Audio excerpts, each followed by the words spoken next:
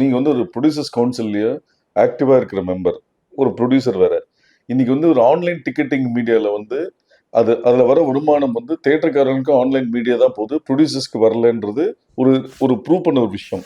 கொஞ்சம் வருஷத்துக்கு முன்னாடி ஈகா தியேட்டர்ல அவங்களே வந்து ஒரு வெப்சைட் மூலியமா டிக்கெட் புக் பண்ணலான்னு ஒரு சிஸ்டம் இருந்தது.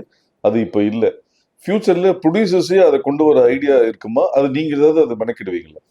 இல்ல, இது கிட்டத்தட்ட நான் தயாரிப்பாளர் சங்கத்துல பொறுப்புல இருக்கும்போதும் அந்த விஷயத்த முன்வச்சு பேசி நிச்சயமாக வந்து நம்மளே வந்து இதுக்கான ஒரு செயலி, ஒரு ஒரு வெப்சைட் வந்து கிரியேட் பண்ணி அது வழியா வந்து நம்ம வருமானம் ஈட்டினா தயாரிப்பாளர்களுக்கும் அதுல ஒரு லாபம் இருக்கும் அப்படின்னு நம்ம வலியுறுத்தணும். காலப்போக்கில் அது காலம் தாழ்த்திக்கிட்டே இருக்கு. நிச்சயமா அதுக்கான ஸ்டெப்ஸ் வந்து ப்ரொடியூசர்ஸ் அசோசியேஷன் வந்து எடுக்கும். வரும் காலங்களில் வந்து வர வருவாய் வந்து நிச்சயமா தயாரிப்பாளர், திரையரங்கு உரிமையாளர், டிஸ்ட்ரிபியூட்டர் மூவருக்கும் வந்து சரிசமமா பகிர்வு செய்யப்படும்.